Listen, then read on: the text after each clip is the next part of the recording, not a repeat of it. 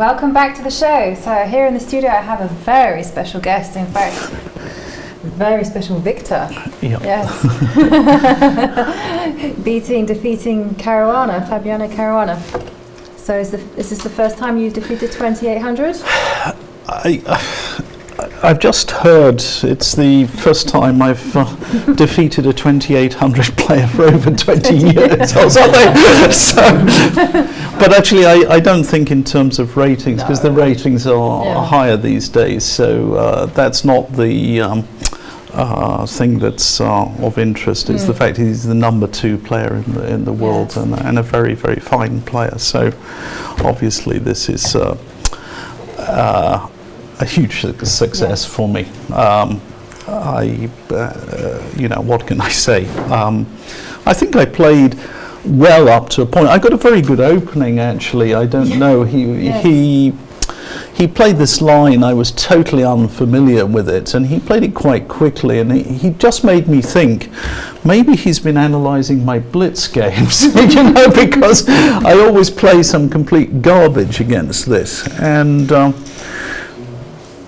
I just don't know the theory at all, but you know, my preparation comes after the game. You're a Caro Khan player. Yes. Tell me, Ivanka. Yes. You're an expert on this. You've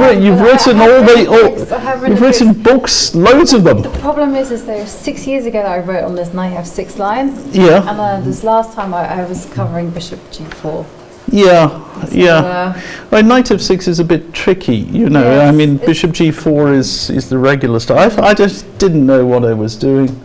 And I got a very good position very quickly. I think he misplayed it, and there was some moment quite early on. He made a decision to play for a rancid ending, and you know, I was not that surprised, because the middle game was unpleasant. It was difficult for him to find a plan and know where to put his king. Yes. So he made this choice to give up a pawn, and it briefly looked as if he had some play, but in fact I was, you know, I had this move bishop takes d5, which was just fantastically strong. I know it was yeah, I mean, because just at this moment he played bishop b5, and I suddenly thought he's going to get a blockade here, because I play a4, which is the most natural move, bishop c4, and obviously white is a bit better there, but he has quite good control. And you know, maybe some people in the audience are not very impressed with a move capturing a piece, but actually it's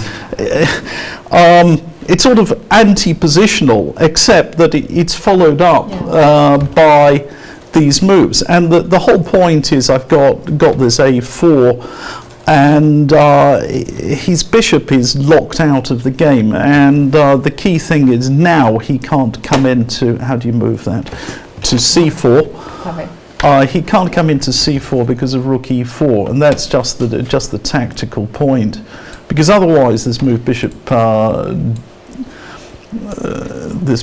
bishop d5 wouldn't make any sense. It would just be. You also had the opportunity to do it earlier, which is a little bit. Well, no, it wasn't as good. I did consider it earlier. I mean, white is slightly better, but then so he started to go back, and I don't know. I think perhaps I misplayed it a little bit, because I mean, I thought his position was practically lost. Yeah. And the problem with these very strong players, it's like there's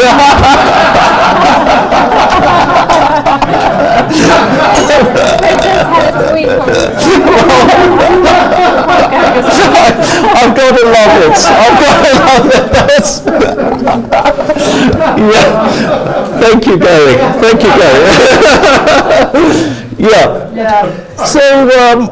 you know, I had this enormous advantage with an extra pawn, but you know, with these strong players, you've got to really stick the stake through the heart, you know, because they don't die easily. This is it. Otherwise, you just keep having to go on and then I got this ending, and I wasn't sure. And strangely enough, I think it was one of those. I'm not superstitious or anything, but it's one of those omens. Yeah. Because I invited Mr. Handshake. Mm-hmm. Ivan Cheparinov onto the team yesterday, and in fact my end game was very similar to the end. Yeah, there it is. All smiles, you see. So this is, you know, these are karma. Yeah. It's all good vibes, you know. And then I get, you know, a very similar ending to how I beat him in that famous game, you know, after he refused to shake my hand in Vaikanze. So very, very similar indeed. And in fact, the winning method later on in the game was exactly the same. It involved sacrificing. Can we just move much later? To here, much later on. Much further. Yeah, I perhaps didn't play it in the same way, in the best way, because I don't know whether this end game is winning. It's certainly unpleasant. Oh, this mouse is very erratic. Yeah, can you control it? Yeah, no, actually the key thing, yeah, is that after move 63, rook c8 check, and now the point is that after king f7, I play rook c7 and king f8, and rook takes g7. And this is just completely lost, and that's actually more or less how I won against Cheparinov. It was with the pawn on g5, pawn on g6, and I was winning the king and pawn endgame. Okay. So in fact, I had the opposite. There was no e pawn and no f pawn, and I had the opposition, and it's winning. So it's kind of funny how these things happen. So he could have played bishop e7. I think it's lost anyway, actually, at this point. Instead, yeah. Once I've checked him, now it's just hopeless, because I still had to play some accurate moves, but I did it all right. So. Yeah, that's a great victory. You know, Yes. there's still a bit of life in me, apparently. We were cheering. Yeah. We believed that you could do it. Great. I'm off for a drink. A well-deserved drink. So, can you give Nigel a round of applause? Yeah. Thank you.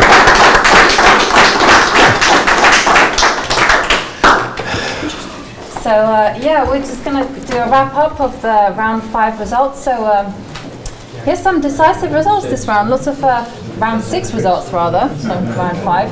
But we have Nakamura. He's beaten Lagarde in a very smooth game. Of course, Miki had a fantastic game where he mated Ju Wenjun.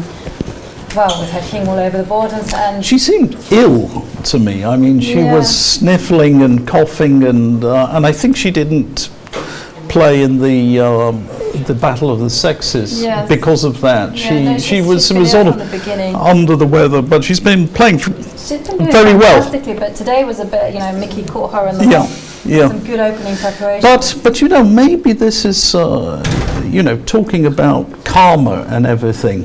Both of these, Ju Wenjun and Emil Satovsky, made a very quick draw yesterday, and the god of goddess Kaiser, punished them for their crime against the game. Well, we predicted that. You predicted it, yeah. Ju Wenjun might get punished today by Miki, and she did. She got punished. That's it. So some surprising results. Ivanchuk lost to Dragnev, and Svidler won. So not too many other surprises. I thought Ivanchuk was winning. Yeah, he lost, I'm afraid. Yeah. He lost, I'm afraid.